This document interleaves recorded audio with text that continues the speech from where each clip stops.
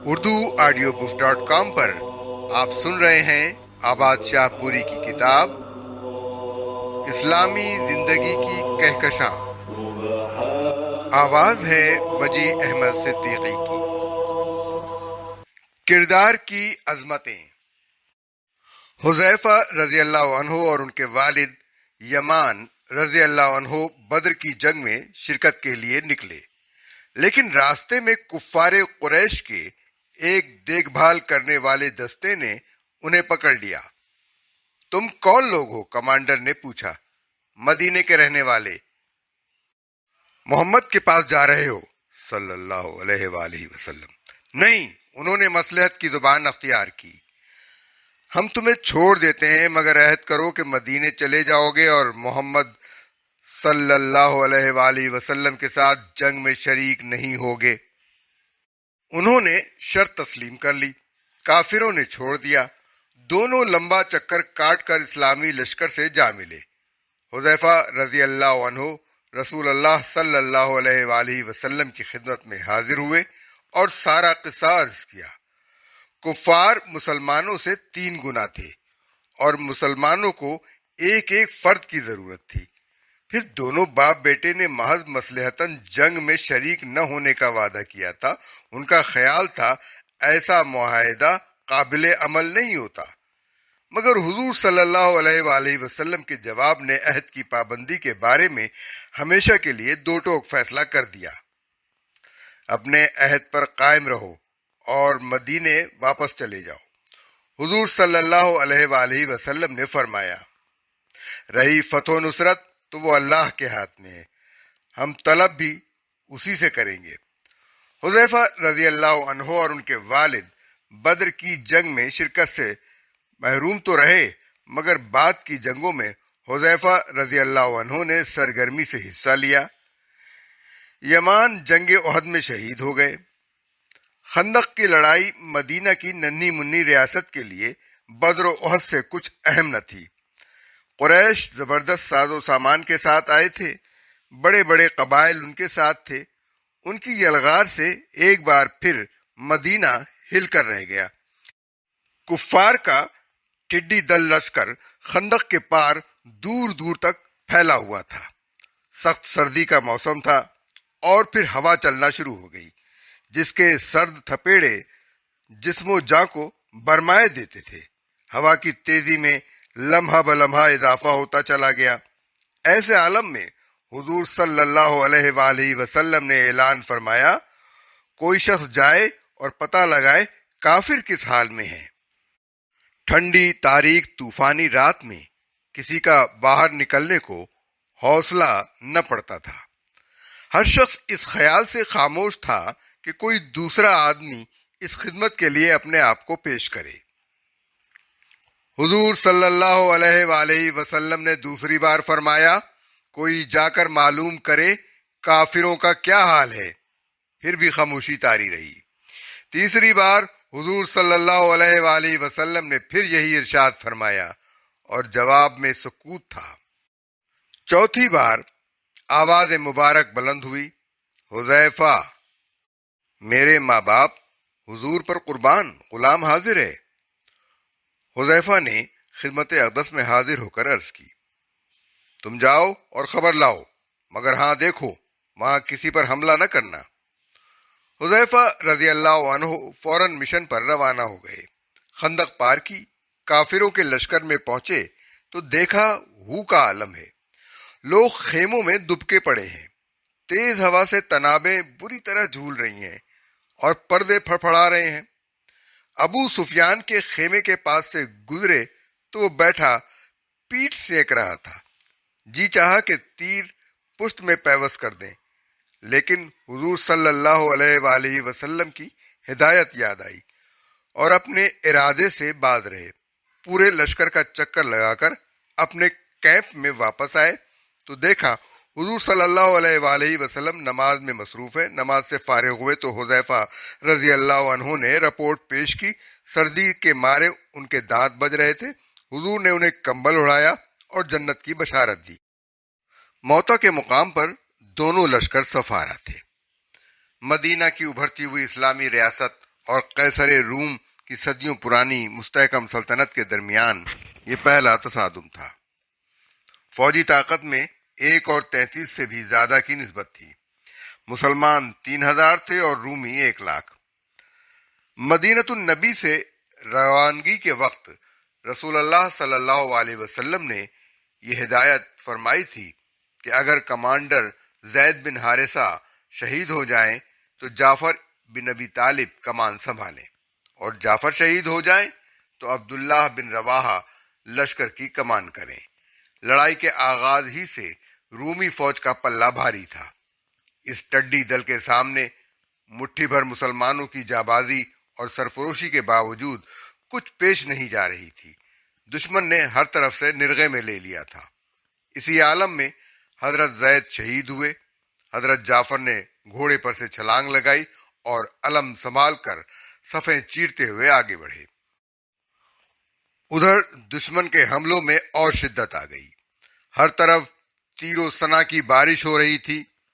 جعفر رضی اللہ عنہ زخم پر زخم کھا رہے تھے، مگر پہاڑ کی طرح میدان میں جمے ہوئے تھے۔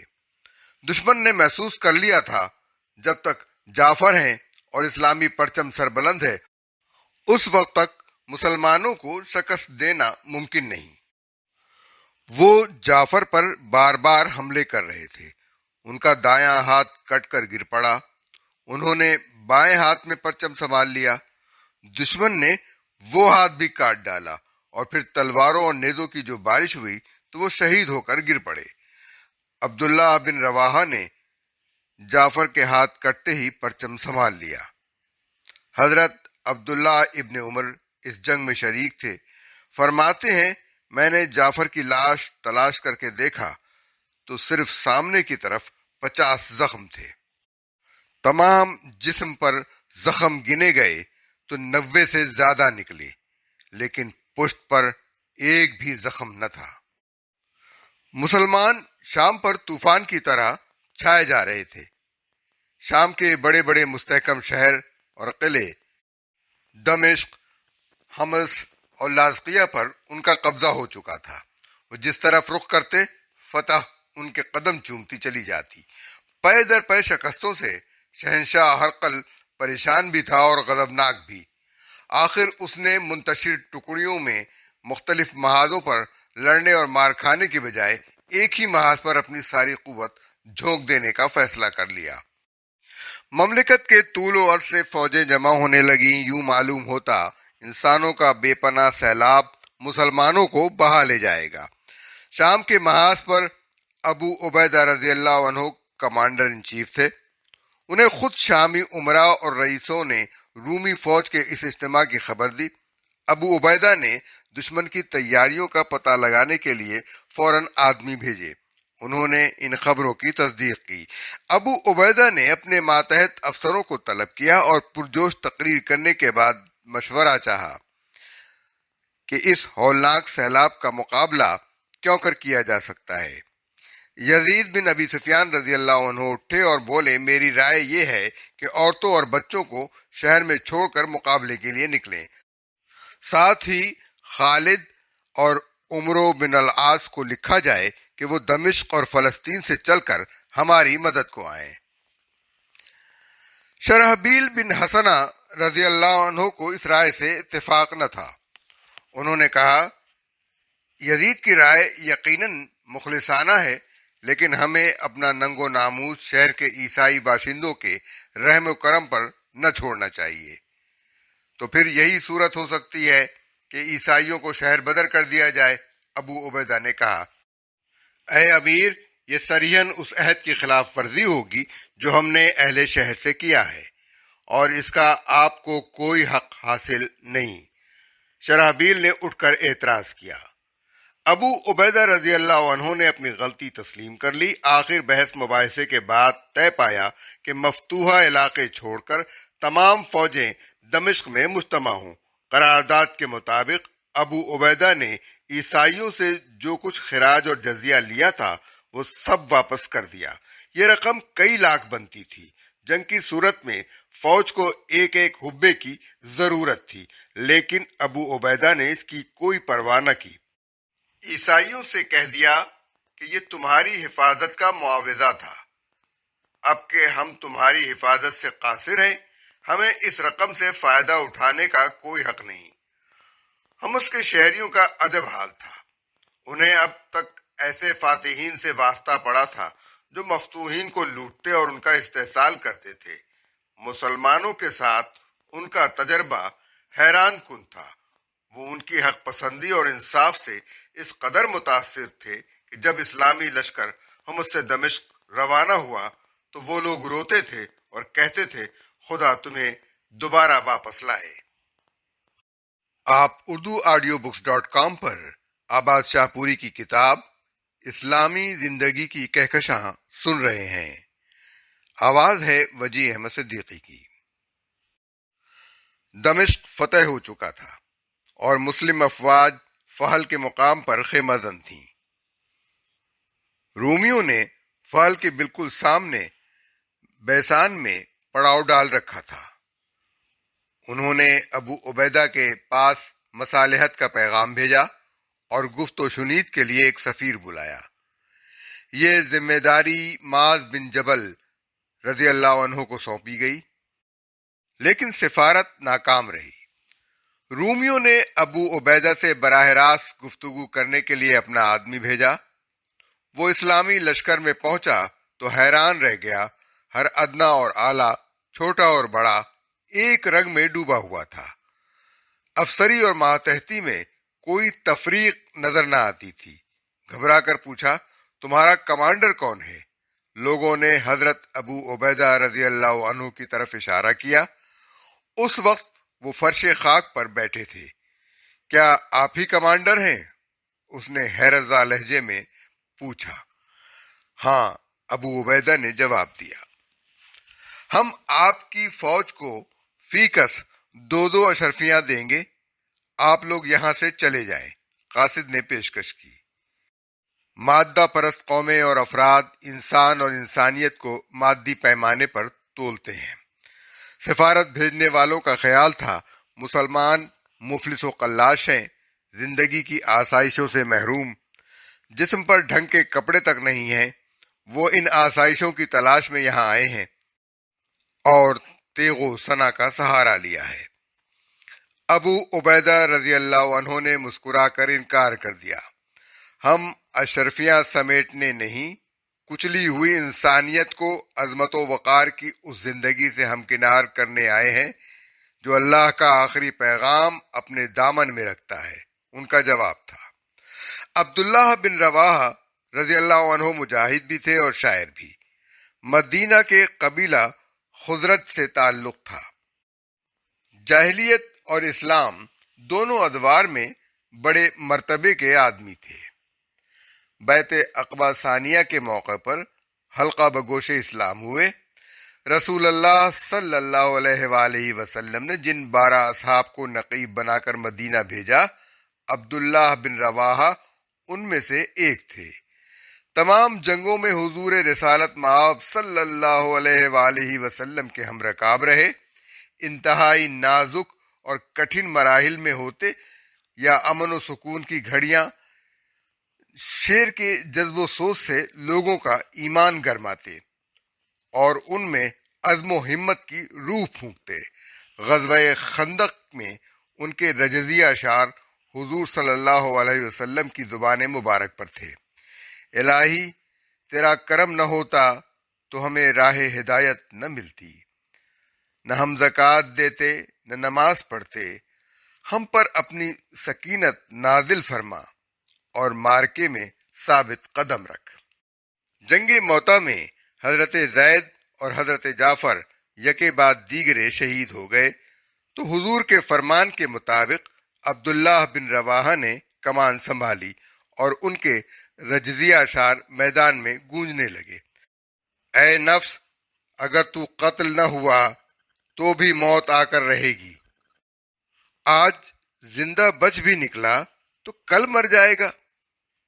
اچانک ایک کافر نے زور سے نیزہ مارا اور سینے سے خون کا فوارہ پھوٹ پڑا۔ عبداللہ نے لہو چہرے پر ملا اور پکارے، مسلمانوں، اپنے بھائی کا گوشت بچاؤ۔ یہ سنتے ہی مسلمانوں نے انہیں گھیرے میں لے لیا اور گھمسان کی جنگ شروع ہو گئی۔ اسی اثنا میں عبداللہ بن رواحہ کی روح پرواز کر گئی۔ اسلامی افواج قادسیہ کے میدان میں خیمہ زن تھیں کہ ایرانی افواج آ پہنچیں۔ 60,000 سے زیادہ تعداد ہوگی۔ اپنے عہد کا مشہور جنگجو رستم ان کا سپہ سالار تھا۔ مسلمانوں پر پہلی نگاہ پڑتے ہی فارسی مسکرائے، پھر یہ طنزیہ مسکراہٹ حقارت میں بدل گئی۔ وہ چیخ اٹھے، تمہارے سر میں ہمارے ساتھ لڑنے کا سودا سمایا ہے؟ شاید قیامت آئی ہے، ذرا اپنی تعداد دیکھو اور پھر یہ ہتھیار، بہتر ہے لوٹ جاؤ کہ اسی میں سلامتی ہے۔ مسلمانوں نے جواب دیا، ہم واپس جانے کے لیے نہیں آئے۔ ان نیزوں سے تم کون سا پہاڑ گرا لوگے؟ نیزے ہیں یا چرخے کے تکلے؟ کچھ بھی ہو، اب فیصلہ میدان جنگ میں ہوگا۔ اچھا، تم اپنا کوئی سمجھدار آدمی بھیجو، ہم یہ جاننا چاہتے ہیں تمہیں کون سی چیز یہاں ہماری تلواروں کا چارہ بنانے کے لیے لائی ہے۔ کمانڈر ان چیف سعد بن وقاص رضی اللہ عنہ نے مغیرہ بن شعبہ کو بھیجا۔ وہ فارسیوں کے کیمپ میں گئے اور جس لگا کر رستم کے ساتھ تخت پر بیٹھ گئے۔ فارسی تیج کھا کر رہ گئے۔ پھر باتیں شروع ہوئیں۔ تمہارے پاس نہ تو بڑا لشکر ہے اور نہ سامان جنگ، رستم نے کہا۔ قوموں کی قسمت کے فیصلے تلواروں اور نیزوں سے زیادہ ان کے نظریات، عقیدے اور ایمان سے ہوا کرتے ہیں۔ یہ اصل قوت موجود ہو تو انسان ہتھیاروں کے بغیر بھی لڑا کرتا ہے۔ آگ میں جلانے کی خاصیت باقی رہے تو ایک چنگاری پورے جنگل کو جلا کر راکھ کر سکتی ہے۔ ہم صرف 2 باتیں کہتے ہیں، ہماری اطاعت قبول کر لو اور جزیہ ادا کرو۔ بصورت دیگر تلوار فیصلہ کرے گی کہ خدا کی زمین پر کس کا پرچم لہرانا چاہیے، ایک خدا کو ماننے والوں کا یا آگ کے پجاریوں کا۔